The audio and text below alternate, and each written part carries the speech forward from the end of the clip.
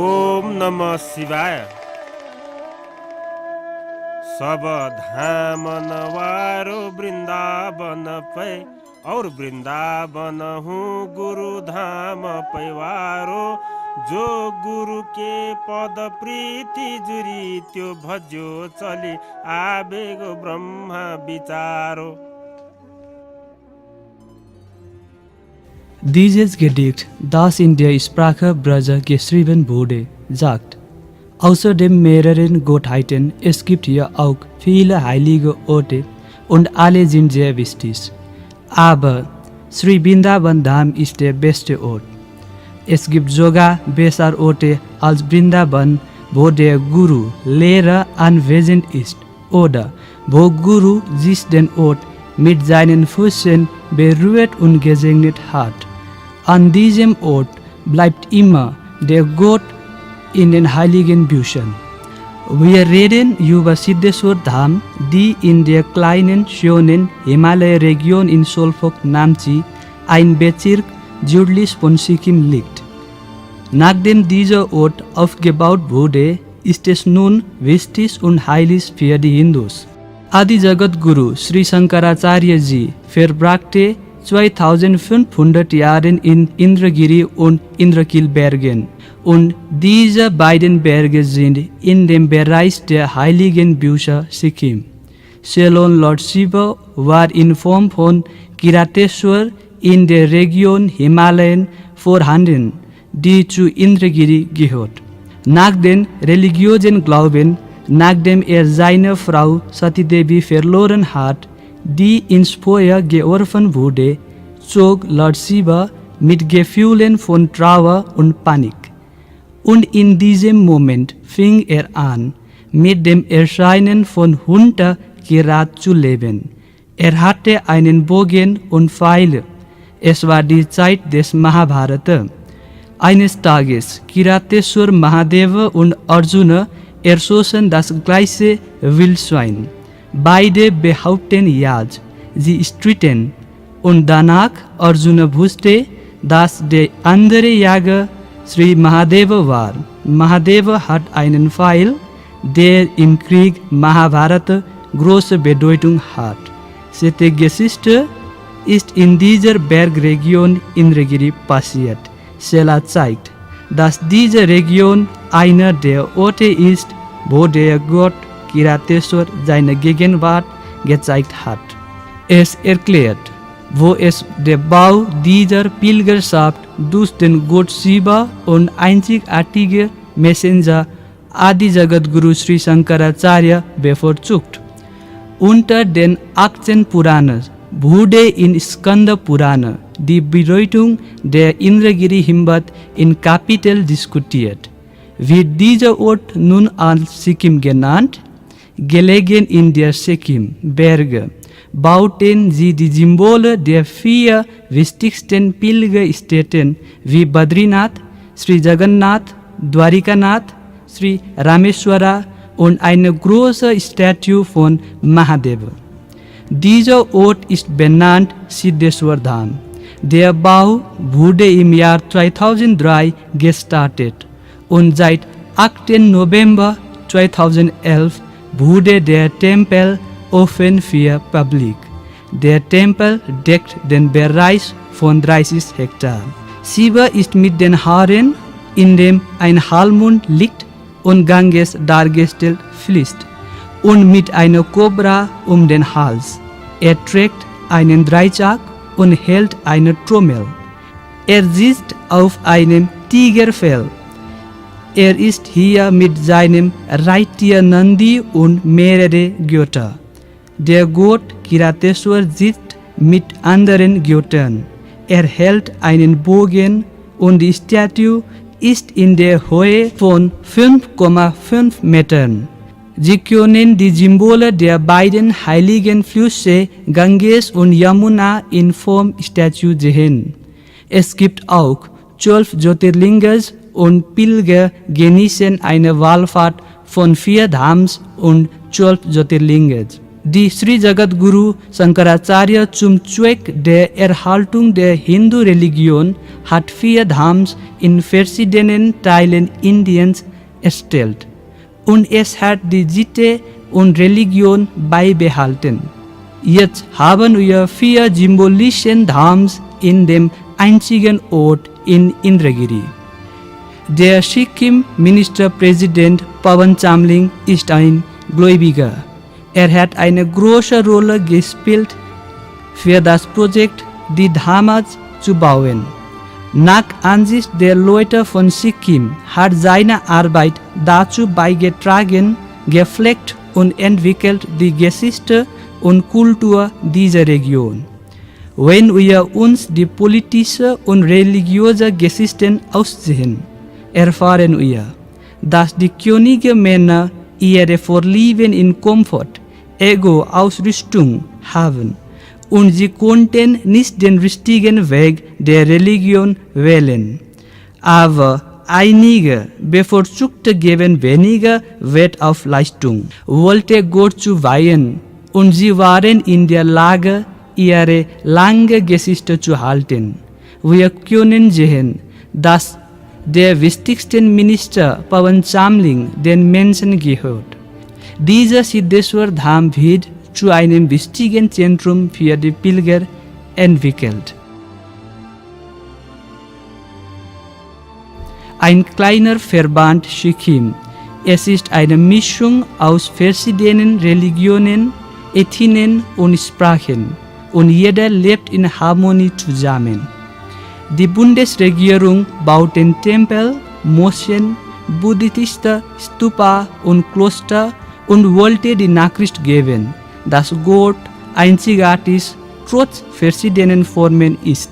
Das Hotel liegt in der Höhe von 5000 Feet über dem Meeresspiegel. Es wird angenommen, dass diese Wallfahrt Jahrhunderten als Zentrum des Glaubens und der Hoffnung bleiben wird. In den heiligen Büchern sagt der Gott, ich bin abhängig von Anhängern. Es ist wahrscheinlich mit dem Gott, der in der Lage, das Projekt so schnell vollständig war. Dieser Siddheshwar Dham ist für die Zwecke der Entwicklung den gesamten Bereich für religiösen Tourismus gebaut. Die große Statue von Shiva ist die wichtigste hier. Da es an der Spitze der kleinen Hügel gebaut ist, können Sie es aus der Ferne sehen. Die Statue ist 105 Meter hoch. Unten gibt es einen Yoga-Raum, Gebetsraum und einen Tempel der Sai Baba Siddhi. Es gibt eine Statue von Guru Padmasambhava, ein bekannt buddhistischer Guru, Lehrer, die auch wichtig zu sehen ist. Raum für religiöse Zeremonien wird das Gebet mit Sanskrit-Mantras und Übersetzung eingerichtet. Es gibt auch Geschichten mit Bildern erzählt. In den 4 Dhams, Statuen befinden sich im Herzen des Tempels und außerhalb des Tempels ist mit modernen Skulpturen installiert. Rund 4 Dhams gibt es mehrere Gottheiten.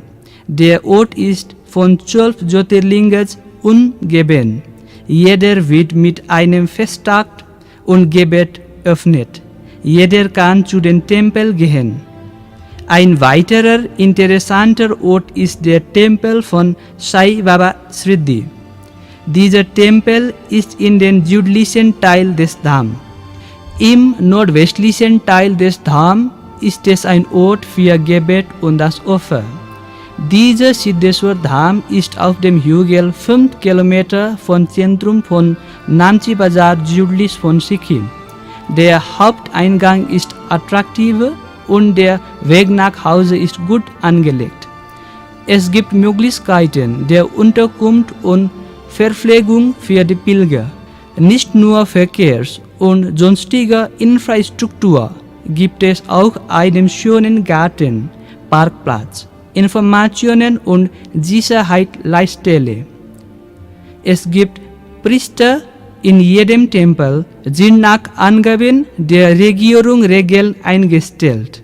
Da es auf einem Hügel ist, kann aus der Ferne gesehen werden. Natürliche Schönheiten, die Himalaya-Region und Entwicklung von Dhams und 12 Jyotirlingas sind die Gründe für die religiöse Tourismusentwicklung hier. Am 8. November 2011 wurde dieses schöne Gebäude Siddheshwar Dham mit feierlichen Zeremonie in Anwesenheit von Pawan Chamling bei 1008 Jagadguru Shankaracharya Sri Sri Sri Maharaja Swarupananda Saraswati Ji eröffnet.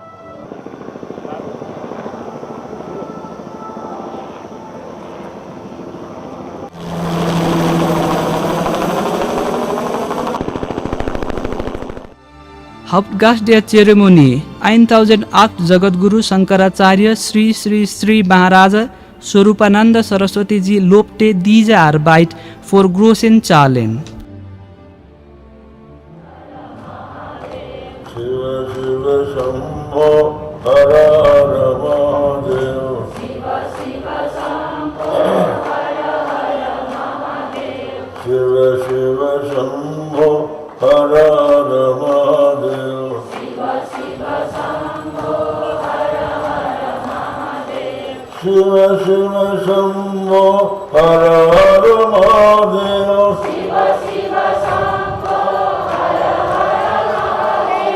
Shiva Shiva Shambho Hara Hara Mahadev. Shiva Shiva Shambho Hara Hara Mahadev. Shiva Shiva Shambho Hara Hara Mahadev. Shiva Shiva Shambho Hara Hara Mahadev. Shiva Shiva Shambho Hara Hara Mahadev. Shiva Shiva Shambho Hara Hara Mahadev. Shiva Shiva Shambho Hara Hara Mahadev. धर्म की अधर्म का प्राणियों में विश्व का हर हर महादेव। समुपस्थित महानुभाव सज्जनों देवियों, कल यहाँ पर एक बहुत ही ऐतिहासिक और जो कि देश की आवश्यकता है उसके अनुरूप प्राण प्रतिष्ठा समारोह आपके मुख्यमंत्री, उनके सहयोगी और समस्त सिक्किम की जनता की भावना के अनुरूप कार्य संपन्न हुआ। हम आपसे कुछ बातें बतलाना चाहेंगे। आपने भी सुना कि आज से 2500 वर्ष से अधिक पूर्व आदि शंकराचार्य का अवतार हुआ था। जिस समय भगवान आदि शंकराचार्य का अवतार हुआ उस समय यह देश नास्तिक हो रहा था। यहाँ विदेशियों के आक्रमण हो रहे थे और लोग अहिंसा परमो धर्मः इस नारे से आकृष्ट होकर उनका सामना नहीं कर पा रहे थे। देश भौगोलिक दृष्टि से भिन्न भिन्न राज्यों में बटा हुआ था। एकता के सूत्र में देश आबद्ध नहीं था। ऐसी अवस्था में भगवान शंकराचार्य का प्रादुर्भाव हुआ और उन्होंने पूरे देश को सांस्कृतिक एकता के सूत्र में आबद्ध कर दिया। वेदों को प्रमाण रूप से उपस्थित करके उन्होंने इतिहास और पुराण, रामायण और महाभारत, 18 पुराण, इन सब की प्रामाणिकता स्थापित कर दी और इसके द्वारा भारत के समस्त पर्वत और पुण्य नदियाँ और विभिन्न विभिन्न स्थानों को तीर्थ के रूप में प्रतिष्ठित करवाया। परिणाम स्वरूप पूरे देश के लोग तीर्थ यात्रा के द्वारा एक स्थान से दूसरे स्थान पर जाते थे और एकता का अनुभव करते थे। आज भी हमारा देश अनेकों संकटों से गुजर रहा है। देश में भ्रष्टाचार व्याप्त है और भ्रष्टाचार कोई एक जगह नहीं है, वो सर्वत्र है, गांव से लेकर ऊपर तक। उस भ्रष्टाचार से हमको मुक्त होना है। देश में विघटनकारी बातें उठ खड़ी हुई है। अपना जो भारत देश है वहाँ अनेकों भाषाएं, उदाहरण के लिए आपके सिक्किम में भी अनेकों भाषाएं बोली जाती हैं। भारत में और कहीं मराठी है, कहीं गुजराती है, कहीं कन्नड़ है, कहीं तेलुगु है, कहीं मलयालम है, कहीं बंगला है। ऐसी अनेकों भाषाएं, अनेकों प्रदेश हैं। इनके कारण देश में एकता का बोझ विखंडित हो रहा है। और सबसे बड़ी बात यह है कि हमारा परस्पर प्रेम नहीं है, सौमनस्य नहीं है। हम एक दूसरे के सुख में सुखी और दूसरे के दुख में दुखी नहीं हो पा रहे हैं। तो ये हमारी सामूहिक आवश्यकता है, जिसका मूल निदान भगवान आदि शंकराचार्य ने किया। वो हम आपको बताना चाहते हैं।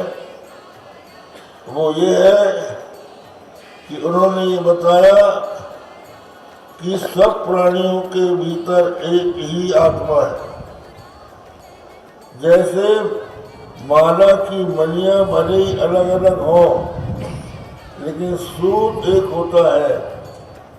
उसी प्रकार शरीर भले ही अलग अलग हो, लेकिन सबके भीतर जो बोलता पुरुष है, मैं कहने वाला, वो एक। सबकी आत्मा एक ही है। शरीर में भेद है, आत्मा में भेद नहीं है। ब्रह्मा से लेकर चींटी तक, ब्राह्मण से लेकर अंत तक, सबके भीतर एक ही आत्मा है। हमारे उपनिषदों की ही ये बात है जो शंकराचार्य ने कही है। उन्होंने ये बताया है कि जो व्यक्ति सबको अपनी आत्मा समझ लेता है, ततो न विजुगुप्सते, वो किसी से नफरत नहीं करता। पेड़ की उस शाखा में आगे बढ़ा जिसके छोर में एक चील का घोंसला था, जिस घोंसले में मणि रखी थी। उस मणि का प्रतिबिंब पानी में पड़ रहा था, तो वो पानी में प्रतिबिंब को खोज रहा था, ऊपर नहीं देख रहा था। तो हमारे भगवान शंकराचार्य ने ये बताया कि हमारा जो आत्मा है वो आनंद स्वरूप है, परमानंद स्वरूप है। जब हमारा अंतःकरण किसी विषय के सानिध्य से प्रसन्न होता है। जब हमारे मन में कोई इच्छा उत्पन्न होती है, किसी तीव्र इच्छा के कारण हमको और कोई इच्छा नहीं, हमारे मन में कोई इच्छा नहीं रह जाती और वो हमें कांटे जैसी चुभती है। जैसे ही इच्छित वस्तु प्राप्त होती है, मन प्रसन्नता से भर जाता है और दूसरी कोई इच्छा रहती नहीं। उस समय आनंद स्वरूप आत्मा का उसमें प्रतिबिंब पड़ता है, आभास होता है। वो सुख है, वस्तुतः सुख अपने भीतर का है, बाहर का नहीं है। भ्रम से उसको लोग बाहर देखते हैं, इसलिए भटकते। तो भगवान शंकराचार्य ने ये बताया कि जैसे नदी में पानी भरा है पर वो काई से ढका हुआ है, उसको छोड़कर कोई मृग मरीचिका के पीछे दौड़े, उस तरह संसार के लोग भोगों के पीछे दौड़ रहे हैं। अपने मन को लौटाओ, ये बताया है। नयमात्मा प्रवचने लभ्यो न लभ्यो न बहुना श्रुते न। ये आत्मा जो है बहुत बदल से नहीं मिलेगा। परांति खानी प्रतिनत स्वयंभू तस्मात् परां पश्यतिनांतरात्मन कश्चित् धीर प्रत्यगात्मानमैच्छत् आवृत्त चक्षुरमृतत्वमिच्छन्। ब्रह्मा ने हमारी इंद्रियों को बाहर देखने वाली बनाया। आप देखिए, जैसे आपकी गाड़ी है, गाड़ी के सामने लाइट होती है, वो गाड़ी का लाइट सड़क दिखाता है, बैठने वाले को नहीं दिखाता। उसी तरह से ये इंद्रियां हैं, ये बाहर के विषयों को दिखाती हैं, अंतरात्मा को नहीं दिखाती। तो अपनी अंतरात्मा को देखना हो तो इंद्रियों को लौटाओ संयम से, आँख को, कान को, नाक को। और ये संयम पहले धर्म के आचरण से होगा। जब मनुष्य अधर्म का त्याग करेगा, धर्म का पालन करेगा, तो उसकी इंद्रियां उसके वश में होंगी और उसके बाद और आगे बढ़ेगा। समस्त इंद्रियों को, मन को वश में करेगा तो उसको आत्मदर्शन से परमानंद की प्राप्ति होगी। ये भगवान शंकराचार्य का उपदेश। भगवान शंकराचार्य ने जो आत्म जिज्ञासु हैं उनके लिए ये तत्व ज्ञान दिया। साथ ही साथ उन्होंने इस देश में अनेकों प्रकार की उपासनाएं चल रही हैं। कोई शक्ति का उपासक है, कोई शिव का है, कोई विष्णु का है, कोई सूर्य का है, कोई गणेश का है। विष्णु भगवान के भी 24 अवतार हैं, शक्ति के 9 दुर्गा और 10 महाविद्याएं हैं, आदित्य 12 है, एकादश रुद्र है। इन सब में लोगों की भावना भले ही बटे, पर भगवान शंकराचार्य कहते हैं कि एक ही ब्रह्म है जो अनेक रूप में प्रकट हो रहा है। एकम सत विप्रा बहुधा वदन्ति। एक ही सत है जिसको ब्राह्मण बहुत प्रकार से देखते हैं। तो बंधुओं, ये जो है भगवान शंकराचार्य का संदेश है, अध्यात्म का संदेश, धर्म का संदेश, इससे ही देश एक रहेगा, इससे ही देश का भ्रष्टाचार मिटेगा।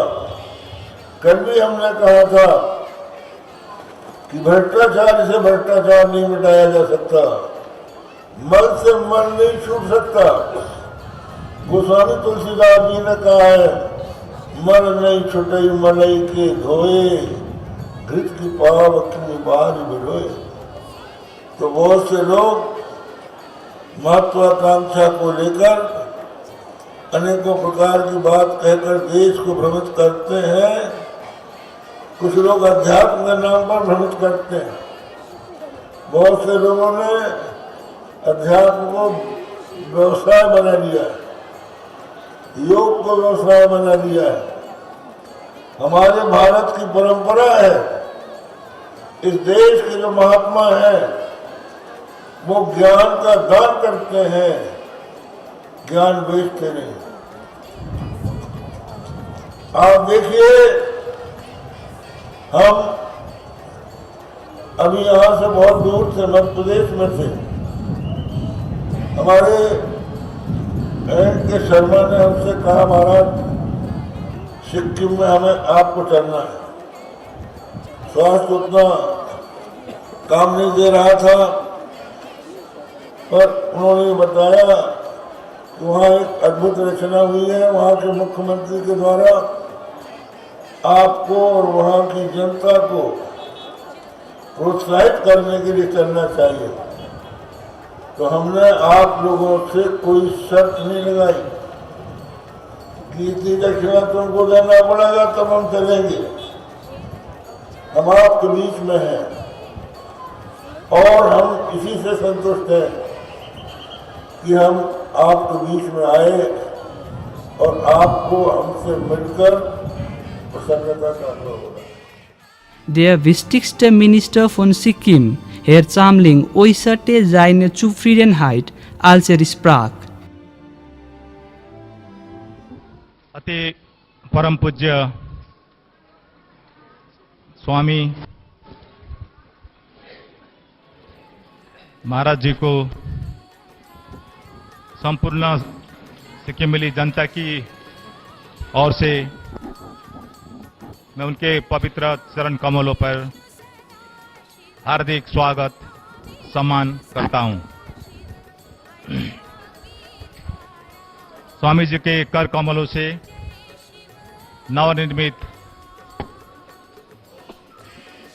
सिद्धेश्वर चार धाम का प्राण प्रतिष्ठान सुकार्य संपन्न हो चुके हैं। शांति, सुख और समृद्धि मिलती रहें और हमारे राज्यों में भी देश का अस्मिता को हमेशा ऐसा ही बरकरार रहे। हमारे देश के साथ में हमेशा समावेश रहें और सिक्किम भी तरक्की की और आगे बढ़ते जाए। ऐसे सोचकर इस सिद्धेश्वर चारधाम मंदिर की स्थापना करने का फैसला लिया गया और इस चारधाम से सिक्किम के लोगों का मानसिक, सांस्कृतिक, आध्यात्मिक और भौतिक विकास होगा। आज मुझे कि ये मंदिर के ये प्राण प्रतिष्ठान के समय पर ही आज इस क्षेत्र में काफी भौतिक विकास का प्रभाव महसूस किया जा रहा है। यहाँ पर हर गांव, हर होटल, हर बस्ती के छोटे से छोटे गांव में भी आज बहुत ज्यादा टूरिस्ट लोग यहाँ पर आए हैं। इस प्रभाव, विकास के प्रभाव हमेशा यहाँ रहें। मैं चाहता हूँ यहाँ पर हमेशा विकास के प्रभाव इसी तरह बढ़ते जाएं, आध्यात्मिक प्रभाव बढ़ते जाएं, सांस्कृतिक एकीकरण और भाव एकीकरण इसी तरह हमेशा बनते रहें। इसी सोच से ये चार धाम का निर्माण हुआ और मैं लोगों की ओर से और सिक्किम जनता की ओर से मैं प्रार्थना करूंगा महाराज जी को कि महाराज जी सिक्किम और सिक्किमेली जनता की खुशहाली के लिए, विकास और तरक्की के लिए आशीर्वाद प्रदान करते रहें और हम इसी तरह से स्वामी जी का पवित्र चरण सिक्किम में फिर भी पड़े, ये मैं प्रार्थना करते हुए मेरा धन्यवाद का 2 शब्द समाप्त करना चाहूंगा। धन्यवाद। पिछड़ा हुआ और बाद में शामिल हुआ राज्य हैं।